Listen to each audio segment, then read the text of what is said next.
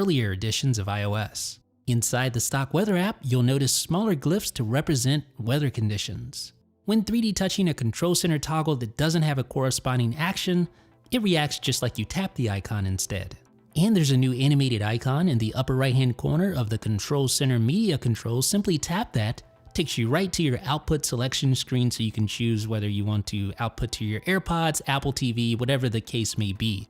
Now you'll also notice a play pause button. This allows you to quickly switch between your normal transport controls and back to your output controls. And of course you can 3D touch on that widget to go directly to your transport controls and then jump over to the output, just like that. Now the playback control widget in the cover sheet has been slightly modified. At the top you have your device name, you have your song name, and then you have your artist/album name.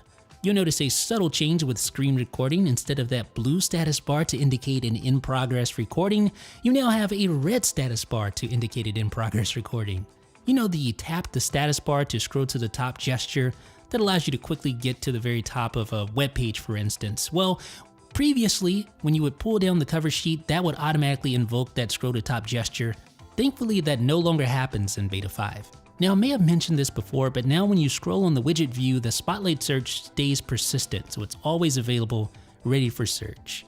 The iCloud Messages Sync feature, which was available in previous beta versions, has been removed. It will be placed back in iOS 11 in a future update.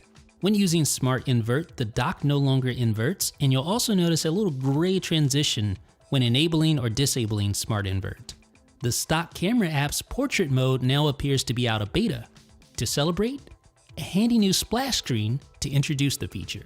The emergency SOS settings panel now gets an animation to show you how to invoke it. You know the little blue status bar that would appear anytime an app used your location in iOS 11 beta?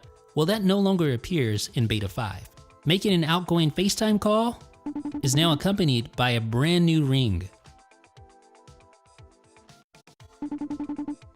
This was available on the previous beta, but now you have a leveler when taking overhead shots with the camera app. Just make sure you have the grid feature enabled in settings. There's a new splash screen for iPad users to help you learn how to switch between recent apps. And the multitasking animation has been slightly tweaked. It now looks like this. And in iOS 11 Beta 5, you now need to authenticate with either Touch ID or passcode to trust a computer that you connect to. More security is never a bad thing.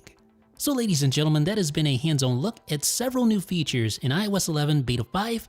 Let me know what you guys think down below in the comments.